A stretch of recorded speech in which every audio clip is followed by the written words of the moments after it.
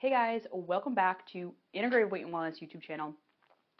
In this video, I'm going to be talking all about lactose digestion. What's going on in instances of lactose intolerance? What's going on in the gut in instances of lactose intolerance? How this is different from a dairy sensitivity or a dairy allergy, and why in this case, food avoidance can actually make your situation worse. I'm also going to break down what are some ways that you can track symptoms, uncover some patterns, and improve your digestion. So this video, I'm debuting my newly rearranged office slash in the works YouTube studio. So my hope for a lot of these videos is to kind of make it a friend-to-friend sort of vlog style conversation, because I feel like talking about health and weight loss, fat loss, and wanting to make health efforts can be overwhelming and scary. And I have always found in my journey that when it feels more relatable and when a person is talking at me rather than as a friend, it feels kind of scary to make those steps and to make those changes. So my hope is that we can kind of lower that barrier and make it more of like a friend-to-friend conversation where you're coming to me for advice.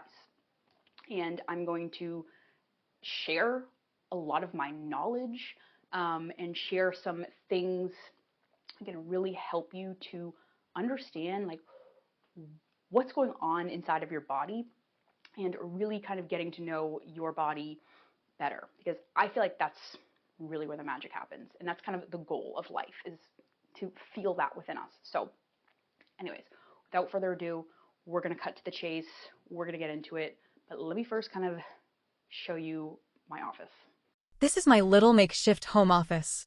I used to have my desk up against the back wall, and it just so was not the vibe, so I recently moved it around, and look how much room there is. I love the bright sun coming in from the windows. There's my little dress closet. It's very unorganized right now. And then here's my little YouTube studio set up. I love it. It's not finished yet, but I can't wait for it to be all psychedelic and vibin'. So first, let's define the differences between dairy and lactose, because these two words are often used interchangeably, especially when people are describing their difficulty eating dairy products or digestive issues. So dairy refers to all food products that are made from animal milk, so cow, sheep, goat, etc. These are milk, cream, cheese, yogurt, kefir, ice cream. So any product that is made from animal milk is considered dairy. And dairy, all dairy, is made up of carbohydrates, proteins, and fats. And lactose refers to the naturally occurring carbohydrate sugar that is found in dairy products. So someone can essentially have an issue with dairy that's not necessarily a lactose problem. And then someone can have an issue with lactose, but can still consume a certain amount of dairy. And this is where the different terminology really comes into play. So let's break down the differences. So there's allergies, sensitivities, and intolerances. So an allergy is an immune dysfunction where your body recognizes one of the proteins as harmful. And what it does is your body will create IgE antibodies against this protein, almost as like kind of like a red flag. So anytime you eat that protein again, or that's in the body, it can be easily identified by the immune system and attacked, because it recognizes it as something that is bad for the body. And this is what you would be tested when you go to like a doctor's office. So this is like a conventional type of test where it's like you go to your doctor's office, you're saying, hey, I think I'm having an issue with dairy. They test you for an allergy and they would be looking for IgE antibodies to the proteins in dairy. And an allergy is moderated by mast cells, and this triggers a massive release of histamine within the body. And typically, this is going to happen pretty quickly. It's like 30 minutes, an hour, and like right after you consume the food or consume the protein. And histamine, or this type of immune reaction, impacts our airways, skin, our vascular system. So this is where we see reactions like asthma symptoms, or like wheezing, really hard to breathe, that can lead to anaphylaxis. And then skin, where it's like you typically will get these like rashes all over the body, hives, redness, itching, kind of like that immediate response. And then vascular, your blood vessels could constrict, so you get like headaches.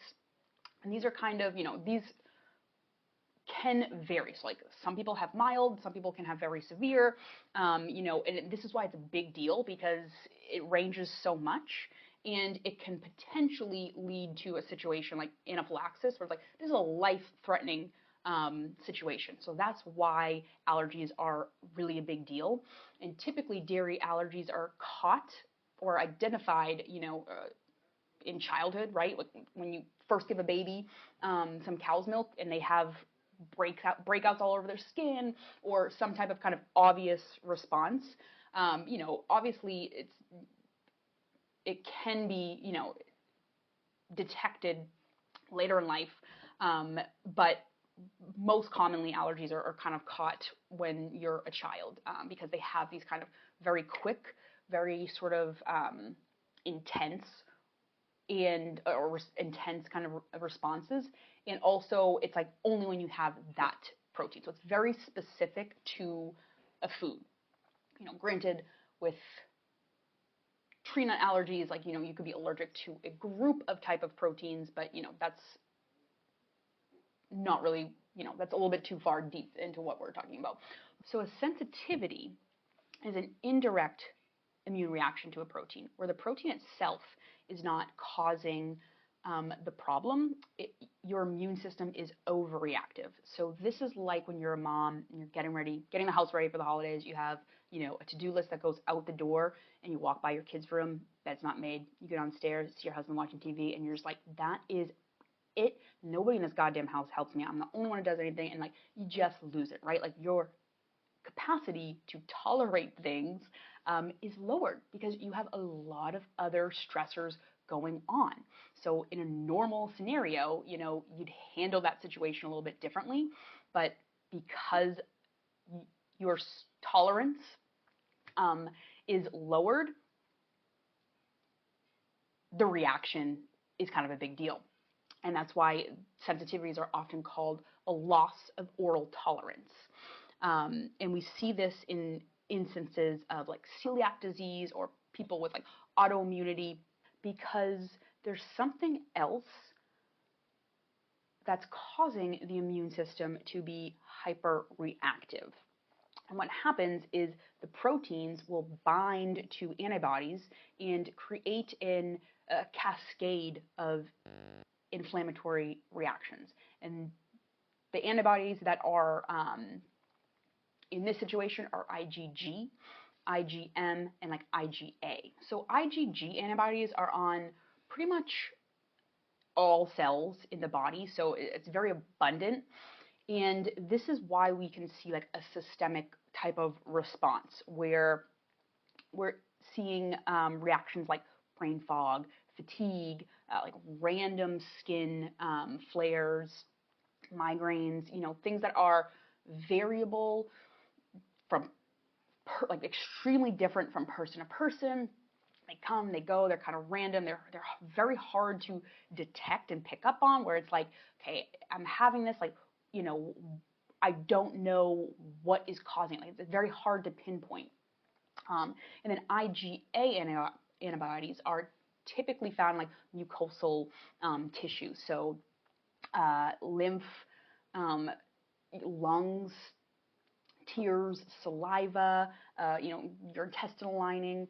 So the reactions with IgA antibodies are typically like, irritant type of reactions or like GI distress.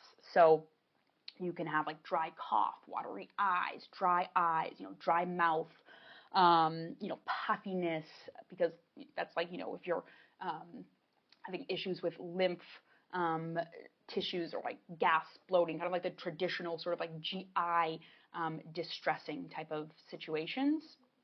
And these are also highly variable from person to person, so extremely hard to detect. And the biggest thing that makes it really hard for sensitivities is these are delayed type of responses. So these are not happening right away. And they can happen, over a range of days. So it's hard to say like, okay, something I ate 3 days ago, oh, that was causing the problem versus, like what's happening here. So this is what you would test if you go into an integrative functional practitioner's office, typically. Most conventional doctors will, test conventional allergy test, IgE, and kind of say, hey, like, you don't have any IgE reactions to dairy, so, that's typically where they stop. And then a functional practitioner can do some type of like sensitivity testing where they can pick up on these IgG, IgA kind of like delayed responses, and they can sort of see what's going on there on like kind of like a little bit of a deeper level. But this can get really sort of murky because it really, like, this specific test is really important to go to a practitioner who actually knows how to interpret the results, because oftentimes, there are certain levels of, like, as I said, for example, IgG antibodies are all over the body. Every time you eat a food, it's kind of sampling. So like, it's normal for everybody to have some type of reaction or sensitivity level being picked up on these tests. So, people come back and be like, oh my God, I'm reacted to, 59 different foods. Like, what? I can't have, it's like, that's not necessarily what the test is saying. And a practitioner's ability to interpret those results can make or break the quality of that test for an individual. So that's why it's really important to, go with somebody who actually knows the science and knows how to interpret it. Because anybody can kind of, give this type of test, or anybody can really go online and get this test, and then they come back with the results, and they're like, I feel even more overwhelmed and lost than when I started. So that's where it gets a little murky, and sensitivities can be pretty hard to pick up on. Now, an intolerance is not an immune response. This is a reaction that's a consequence resulting from an issue with your ability to digest a certain food. So here we are dealing with carbohydrates, sugars, and chemical molecules. So with allergies and sensitivities, we're dealing with proteins in food, and with intolerances, it's more carbohydrates, sugars that are in food, and chemical molecules. So, for example, a person can have an intolerance with fructose, histamines, caffeine, sulfites. That's kind of a big one. So really what's going on is that something is happening throughout the digestive system that's affecting your ability to actually properly break down these foods. So this video is not going to be getting into allergies and sensitivities on like a detailed level.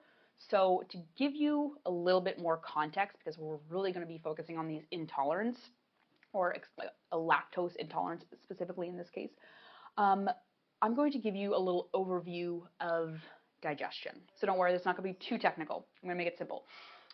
So digestion starts within the brain. You receive, signals from your senses. Your brain will release hormones and send signals to the body, kind of like saying, "Hey, everybody, let's get ready. Let's get the show going. We need to start the process of digestion." And then food goes into your mouth, down your esophagus, into the stomach. And at each stage, there's what they call sphincters, which are smooth muscle, almost like doors that close and open. So, food's just not constantly going through, right? It's, timed. It goes into the stomach, and then it goes into the small intestine, and then it goes into the colon, and then out of the body. So in a nutshell, each stage has to occur, and it's a stepwise kind of process, and they all have their own jobs. So a person can have an issue at any one of these stages or steps that will impact their ability to digest a food. It is so nice out.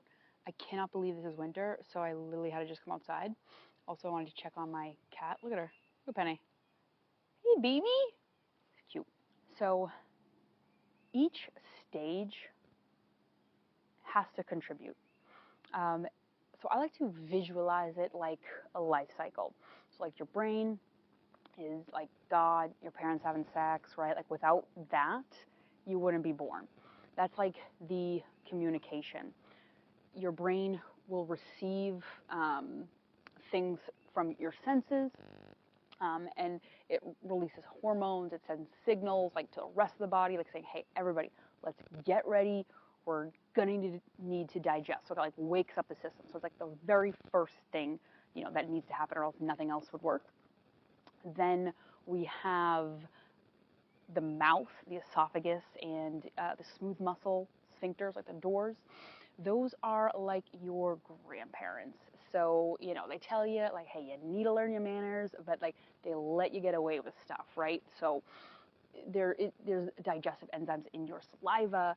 Some people can have issues with the smooth muscle in the sphincters, so they are too loose, and, that can have an effect on acid reflux and things along those lines. So they're important, and like some digestion happens, like they break down some foods and they contribute, but they're not like the main characters.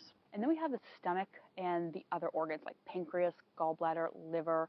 These are like your parents when you're a teenager.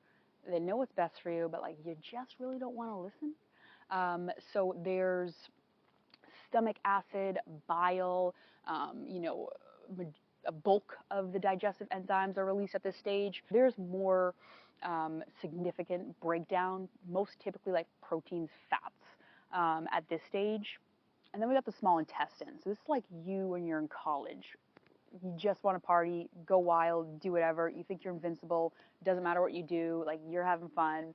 It's wild time, and obviously when we actually are wild, and this makes sense because in college when we're kind of reckless about what we're doing, it can have impacts actually on the intestinal lining. It can actually thin it when we're partaking in activities that like we're like, oh, screw the world, let's go party, whatever, doing all these things. So this is the stage where like digestion actually happens, right? At the intestinal lining, the cells that are lining the small intestine is like where the magic of digestion is. Majority of digestion is happening here, and also too, the food is being absorbed into the body at this stage. So this is where it's very significant for carbohydrates, and sugars. And in our instance, particularly lactose. The lactose digestion happens at the intestinal lining. And then we have the colon. This is like adulthood. Everybody's weird, and it's all a bunch of shit. Like traffic can be slow. Like you have to get up, like go through the motions, same old, same old. And this is also where if you don't take care of this, life can really stink, right? Like we have these situations where this is kind of the life transition or life stage where you're either going to have high quality life or a low quality life. And it really depends on like what you're willing to contribute to this stage. Like we have all those people just always complaining like life's so terrible, blah blah blah blah blah, like so negative outlook, but like not really doing anything to better themselves or not taking care of certain things in their life. So the colon is really, I visualize this as like adulthood, where there's just like all types of varieties of people just living their life, and in the end, stool. You know, after you go to the bathroom, you're feeling good. So it's like that's like when you know turn around and you have kids, and like the cycle starts all over again. You're like, oh, maybe life's actually not so bad. This feels so like this feels good. So that's really how I sort of visualize digestion and the system at each stage, and like the significance of each stage. And a person can have issues, or there could be dysfunction, or there could be disruption at any one of these stages, and that can affect the whole system. But specifically, what we're talking about, given lactose, is going to be, we're going to zoom in on the intestinal lining, because that's where the lactose digestion happens. So there could be one of two things going on in this case. You either don't have enough of the lactase enzyme, which is an enzyme or organ issue, or there's damage at the intestinal lining, which is an intestinal lining issue. All right, I just really needed a snack because I have been talking forever. It's kind of a long video, but anyways, so I figured, hey, let me show you what I eat for a snack. So I'm going to get, or I have like mini bell peppers, and I have this mix. It's like a guacamole. I got it at this like health food store that's in Hampton, and you know I've never seen it before. I always like to like find like little stuff like this at like a store and like just try it and see. It's research. But so this has like broccoli, cauliflower, white bean, cilantro, cider vinegar, hickory extract, garlic, cumin. It's like a lot of good stuff. It has 1 gram of fiber and 1 gram of protein, which I was kind of hoping, like when I initially saw like a white bean, I was like, oh, maybe this will be a little bit higher in fiber, like compared to like something maybe like a protein, maybe something compared to like a guacamole, because like that's kind of like what it's like a guacamole alternative or whatever. But fiber's pretty minimal, protein's pretty minimal, so it's really just kind of like taste factor. Tastes pretty good. It's not something that I'm like, oh my god, like a staple, I need to have this all the time, but I have it in the fridge now and I need to use it, so I'm gonna use it. So I'll have some of that, dip with some mini bell peppers, and I'm going to have a snack pack of nuts. This is like literally one of my favorite mixes. It's Planters Nutrition Heart Healthy Mix. I just order them, online, and I love to get them in these little convenient portion size packs because grab and go. It makes life so easy. You can bring them in the car, throw them in your purse. If you are hungry really quick, you can just grab something, and it's like you don't have to worry about like having handfuls of something and all of a sudden it's like 600 calories. You're like, oh shoot. So obviously buying bulk nuts is much cheaper, but I like to have these on hand, and this is like one of my favorite mixes. It tastes so good. Normally I'd probably have some type of protein with this snack. In our fridge we have, I defrosted yesterday some like steak tips, but I haven't cooked them yet. So normally, or in an ideal situations, I would probably have like 1 or 2 steak tips, or like maybe like a chicken finger or something like that, like something a little quick, or deli meat. But we don't really have any of those right now. So I'm just gonna have this as a snack. So what does lactose intolerance look like? These symptoms are gonna be like stomach pain, discomfort, cramping, indigestion, gas, bloating, nausea, diarrhea, fat in stool, kind of those like general GI distressed type of signs. So it's actually pretty normal that the lactase enzyme decreases as we age. Typically, babies are drinking the most amount of milk. So it's pretty normal that like babies have a lot of the lactase enzyme. As you get older, human biology, right? Like you don't need your mother's milk to survive. So it's very normal for humans to not have a lot of the lactase enzymes. Obviously, in modern society, like as humans evolved and society evolved, like we just consume more dairy. It's normal, natural, part of our culture. So, you know, humans got accustomed to consuming dairy after they were babies.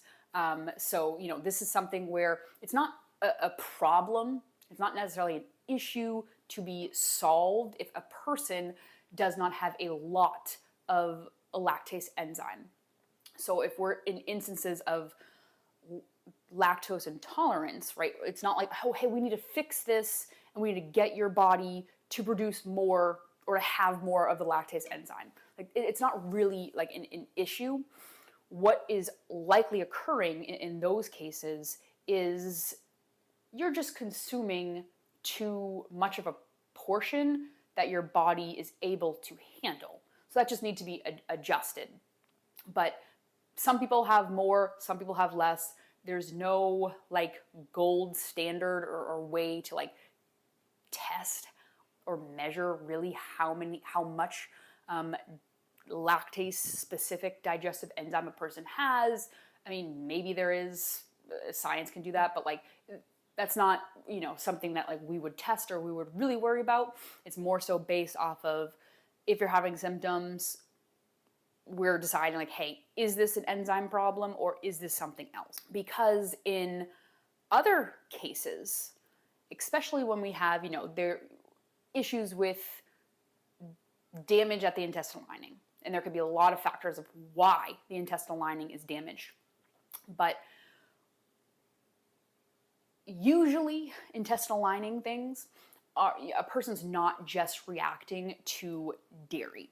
So if this is more so like when you have dairy, you have these symptoms.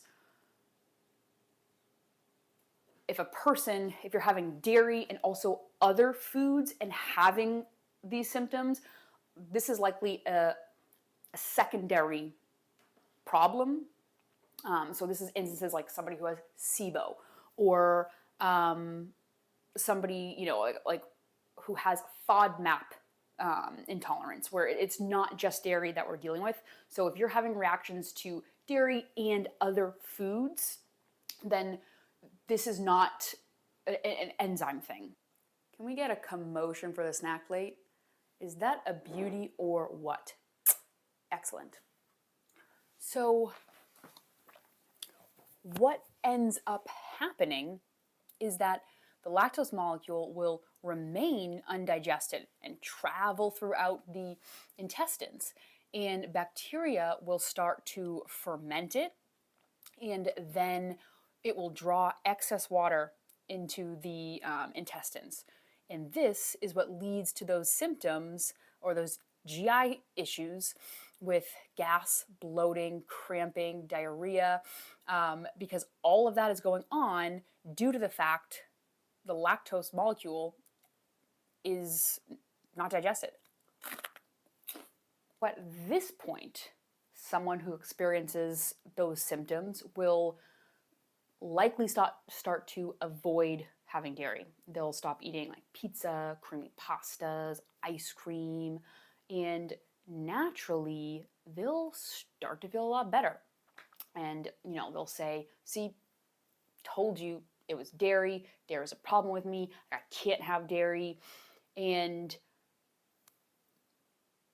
in most cases, maybe like, you know, have like an occasional slice of pizza, or like they'll have a random thing of dairy again, because, you know, they're at a birthday party, they have pizza, like they just have it, and all of a sudden they have a much higher reaction.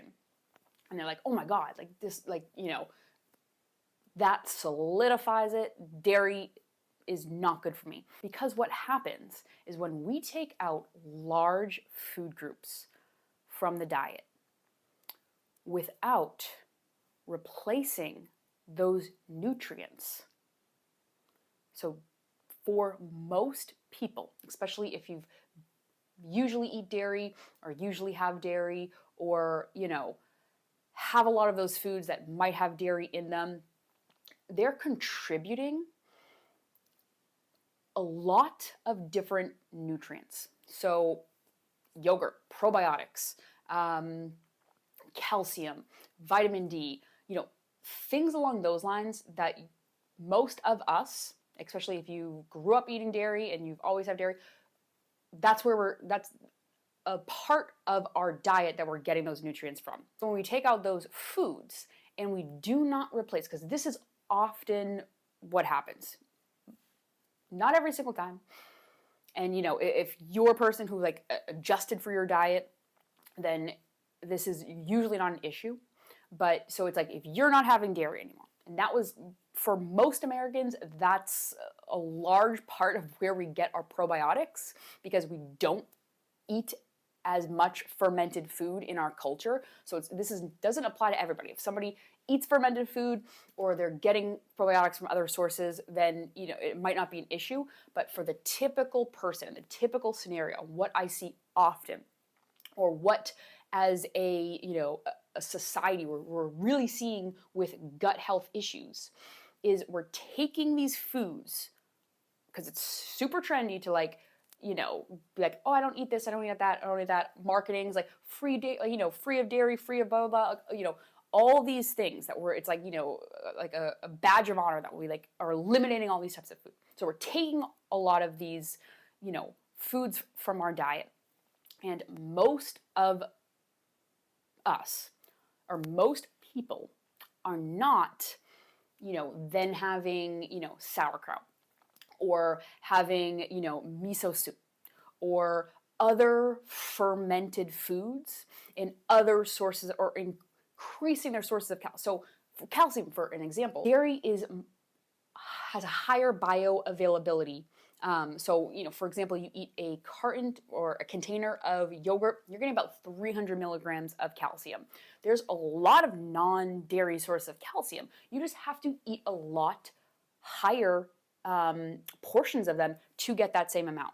So it's not that you can't get them, but you have to increase it. So usually people don't increase those, you know, types of foods like leafy greens, broccoli, cabbage, chia seeds, sesame seeds, sweet potato, you know, like beans and lentils, and those are places that you can get non-dairy sources of foods. But if you're taking out dairy, or if you're not having something, then you have to increase the amount that you're eating of those types of foods to get the same amount. If you don't increase those and you're kind of eating the same, then all of a sudden, a lot of those nutrients are significantly dropping. So this is a typical picture of what happens when people will just, like, that's their first solution, is to completely avoid the food. Most people, if you're not doing this with a, you know, practitioner, if you're not kind of being guided, will not replace the nutrients back into their diet from other sources, and that's when it becomes an issue. Because what happens at that point is this, you know, when you have dairy again, or when you have those foods again, and you get that higher level of, or that higher reaction from the food, what's occurring at that stage is all of a sudden now you created a situation of dysbiosis within the microbiome. So there's an imbalance because you're not replacing the nutrients. Those microbes are dying off. So now later down the line, when you're having that food again, the reaction is going to be even higher and even more significant, because your microbiome can tolerate less.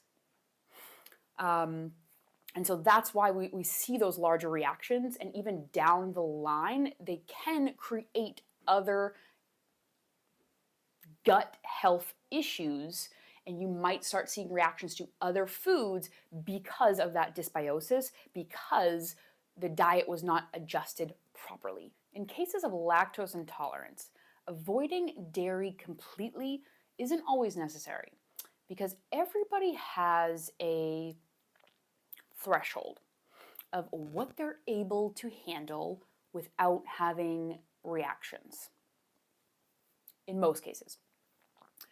And this really depends on a lot of factors. So a person's individual response, their stress levels, their sleep patterns, circumstances in their environment, sort of like what's going on in their life, what's sort of happening, around them, what they ate prior to eating that dairy food or a meal with dairy in it. So a lot of different things can affect this, and this is where the magic comes in of getting to know your body and patterns at that level. Most of us have lived like 20 plus years in our bodies without ever saying like, hey, how are you? What's going on? Like, we just don't know ourselves. And everybody wants to skip this part because of the BS story that we attach to putting in that effort to like track what we're eating, right? And a lot of this can have, ties with just this idea of like this being something that is so cumbersome and such an annoyance. And like, we do not have time to sit there and write down what we just ate. Like, I cannot believe you even asked me to do that. And what we need to do is detach the shame and the judgment from this process. A lot of times people have so much built up discomfort with their like tracking their food or like looking at their food. Like they're trying to win a game, or they're like, oh, sorry, this like doesn't look perfect, or like we don't want to see that. And that is not the food itself. That's not the process of tracking. Food, nutrition, writing down on a piece of paper what you just ate in a meal, what you ate for the day, what it looked like that is neutral. It's the story that we attach to that process. That's where the shame, the judgment, the resentment, the, resistance to the work. That's the story. That's what we attach to it. So all of that stuff, tracking our food, writing down on a piece of paper what you ate, is neutral. It's a neutral activity. What we really need to do is be curious. Be open to seeing beyond the specific food. We need to see the patterns. We need to see what is unfolding, what is going on. And the process of tracking our food and writing these things down and putting a lot of detail into, what's happening during the time and throughout the day and throughout your life, and putting those pieces together, like that is what is going to allow us to see the patterns. If you never know, you never know. It is such a euphoric feeling to like uncover patterns or things about ourselves. Like it's something that I don't think many people on average experience. And I know that detaching from the story and separating that judgment is not easy. Like it's not like an easy thing to do. And that's literally why in my course, Fat Loss Flow, I created an entire module talking about how to track our food and how to look at our food and how to understand our eating habits and patterns and all of what goes into doing that without judgment and without shame, and how to actually do that as a skill. Because I don't think many people understand that as a skill or even know how to do it. Most, like, nobody wants to feel shame. Like, nobody's like, no, I love to feel shame when I like look at, what I ate for the day, or, nobody wants to feel that. But I truly believe that most of us were not taught. I know for sure I was not taught. I had to teach myself, and that's why in my course, I teach you how to do this, and I go through it because I think it's so important. We weren't taught to be able to kind of recognize these patterns and separate that and how to do that and what that looks like. And it is a skill. It's something that we practice. It's not something that, some people have no issue with it. Some people have an issue with it. I never learned. I never knew. It was a skill I had to practice and get really good at. And at this point in my career, in my life, like, there is zero stories attached to anything in regarding to my nutrition or what I'm eating, in my weight, anything. But this process is how you identify patterns and actually uncover root causes, right? Because as I said, if you have symptoms of GI distress when you eat dairy and you are like, oh, lactose intolerance, gave it up, and you're not asking the question, and you're not kind of uncovering patterns of like, well, maybe it's not an intolerance, maybe it's a sensitivity, or maybe it's something else, or maybe it's this. If we're not uncovering that and you're just stopping right there and acting like that's a solution, because in some cases, like, yeah, an intolerance, like, it's normal to not have a super high level of lactase enzymes. Maybe if you want to have dairy, you just or you want to have a larger portion of dairy, you have to take the enzymes, before the meal, and that is the solution. But that's not always the case. So if you just stop there, then you never know. You never know, and unless you know, you don't know. Use an app, write it down on a piece of paper, the specific food that you're eating, the meal components, what you're having, the time of day that you're having it, emotions that you felt before, during, after, what was going on in the environment around you, what was happening in your life that day, what's happening in your life that period of time, that season, what are you going through? What is your stress level? What is your sleep? What was your activity? Bowel movements, water level, like every and any detail that you can think of. Like, just think of it. It's like when you were a little kid, like you wrote in a diary, like, hey, this is what I did today. It's like, that's kind of like the same vibe that we want to get, where it's like, hey, this is this is what is happening in my life, and this is what I'm eating, and this is how I'm feeling, and this is the response, and also to make sure that you do,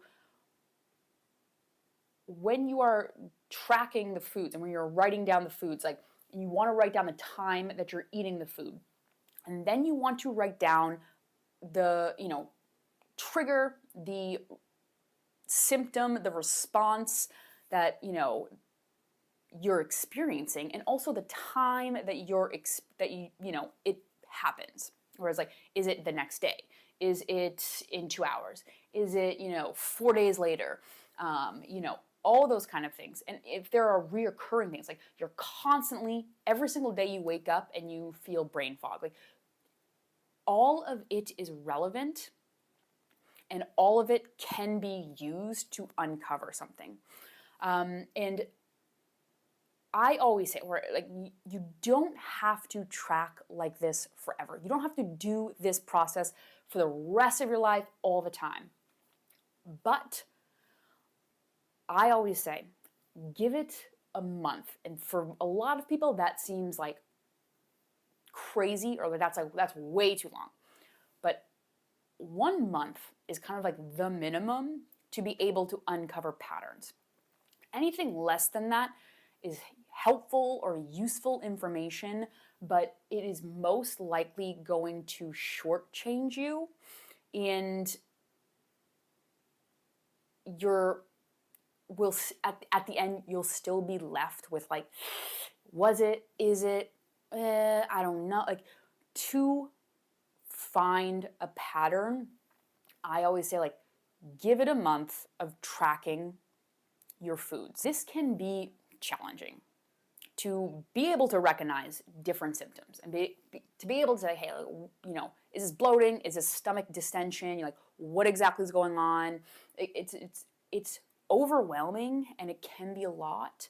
And I would recommend, if you're trying to do this and you feel you're struggling to make those connections or struggling to identify patterns, it is well worth the time to work with a practitioner who can help you do this. Having a second set of eyes, or having somebody to guide you, or having somebody to talk things out about, can be really life-changing and can be something that thoroughly helps you understand if you feel overwhelmed, and if you feel that in any way, shape, or form, like you're struggling in a certain aspect to do this. Like, that's what working with a practitioner is useful for. And it's well worth it. And even if you just give it a, like, hey, during this month, I really want to track my foods. Can you help me do that? And that can uncover a lot. You can learn a lot about yourself, and it's worth it, rather than you feeling like you're lost in the abyss. So I have to get ready for my upcoming yoga class that I signed up for earlier today. There's this yoga studio that I started going to that's like right up the street from me. It's a hot yoga studio, so it's awesome. I love it. I'm not going to be able to make the in-person class, so I'm just going to zoom into like the live stream, because they have some like live stream online classes, because, you know, I always say, if you're trying to stick with a habit like exercise or anything healthy, you reduce the scope but stick to the schedule. So you might not be able to do what the workout actually, or what you initially planned for the workout, but you do what you can. So I have like a spare room in my house. I often will also just put out my yoga mat in the kitchen, but I'll show you sort of what this looks like. This is our spare room, so a lot of things just get tossed in here, but it works. No need to be fancy here. So you'll see the last part of this video I'm going to be talking about as I'm sort of getting ready for yoga. Okay, so let's talk about some basic dietary recommendations that you can do for lactose intolerance. So it's important to note that these are management tools. They're not something that's going to fix the issue. If we're dealing in a primary issue of not having enough of the lactase enzyme, it's not really a problem to be solved. As I said, it's pretty natural for most people to not have a lot of the lactase enzyme as they get older. So that's something where a lot of these things you can use as like management situation, but they're not going to actually fix the problem. You know, and also if the primary problem is an intestinal lining thing, or, you know, an organ thing, then these things aren't going to be the solution, because you want to actually go to the root. So you can use these tools and you can use these things to help manage, but as I said, they're not solutions to the problem. So things you can do is choosing a lower lactose content dairy. A rule of thumb is the higher the fat content in a dairy product, the lower the lactose will usually be. So for example, yogurt, Greek yogurt, cream, butter has like 0 lactose in it, and things like condensed milk or non-fat dry evaporated milk. And the issue that often comes about is a lot of these things are like ingredients used to like make other products. So sometimes you could have that as an issue where we think of like, oh, having a glass of milk versus a cupcake that was made with buttermilk. So something along those lines will, or is just something that you have to think about and keep in the back of your head, because that can have an impact where milk as ingredients in certain foods and certain food products you have to sort of watch out for. But generally, if you're choosing lower lactose content dairy products, most people can have it without having reactions. The other thing is like you'll want to spread it throughout the day. So rather than having one portion of dairy or one larger portion of dairy with a high accumulation of lactose in one meal, you sort of have like a snack here and there, a smaller portion as like shredded cheese on a dish, and kind of like spreading it throughout the day. Typically the rule of thumb is about like 5 grams of lactose per serving. People tend to not have too much of an issue with. You could also, if you are having a larger portion of dairy at one sitting, you can take a lactase enzyme prior to consuming the meal or the food with dairy in it. So brand like Lactaid, you can get this at the drugstore. Most brands are, a lot of different supplements on the market will have general broad spectrum digestive enzyme blend. The only thing you just want to make sure that part of the blend, lactase, is included, which most, like, if they're marketed as like digestive enzymes, lactase will be included in that blend, but you just want to double check with that. But you can take that prior to having dairy, and that will help, that's a way you can kind of get a little bit of like external source of lactase enzyme to sort of help break down the lactose content in whatever you're eating. The other thing is you can experiment with homemade types of yogurts. So oftentimes homemade yogurts people tend to tolerate much better. Choosing like organic, full fat, grass-fed dairy, people tend to tolerate a lot better as well, because, and this is, more so kind of like a dairy protein, where typically if they're cows with the A2 versus A1 protein, lactose is still generally going to be the same, but people might not have as much of like an inflammatory reaction if they're choosing like grass-fed, high quality dairy brands. And you could also try like goat or sheep milk products over cow products, more so specifically for the A1 versus A2 inflammatory type of response. So it's not really a lactose thing, but it's something you can, experiment with, where oftentimes people will go to Italy or go to Europe, be able to have milk, cheese, and not have those GI reactions or any GI response. That's typically because a lot of those dairy products are made from A2 cows, or they use sheep and goat milk. You can try eating dairy earlier in the day rather than later in the day, and on a fairly empty stomach. So typically, I always say like your digestive system is going to work a little better in the middle of the day or in the morning versus at night, when you're starting to kind of wind down, you're starting to relax, you're getting ready for bed.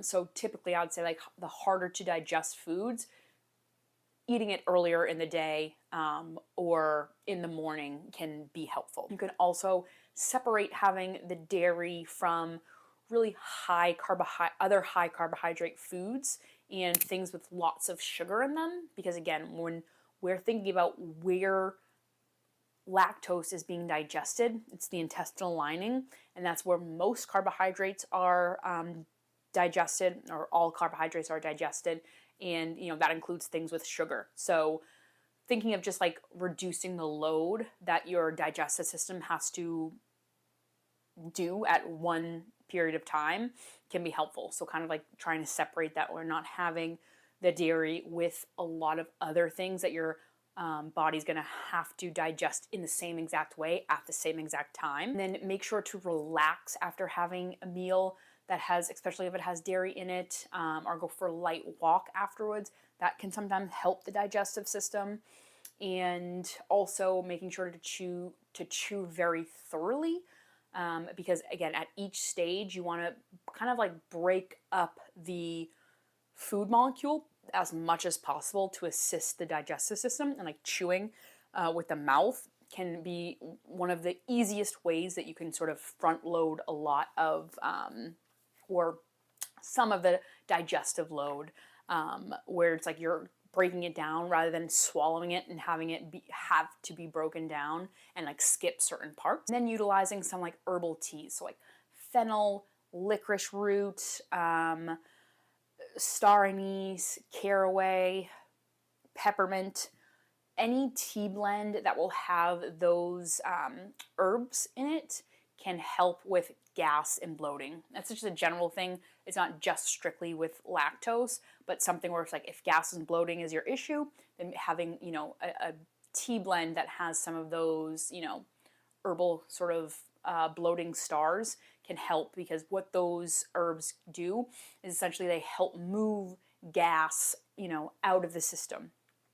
And if constipation's one of your big things with any GI reaction, having warm water with some trace mineral drops, or even utilizing like a magnesium citrate supplement after eating, you know, a lot of dairy products, or kind of at the end of the night after you ate something that had a lot of dairy in it, can help with constipation. If diarrhea is a GI issue for you, then utilizing lower fat dairy can be beneficial here, because higher fat tends to stimulate the large intestine. So something, if like you do have constipation, choosing a meal with higher fat can help get things moving and get things out of the colon.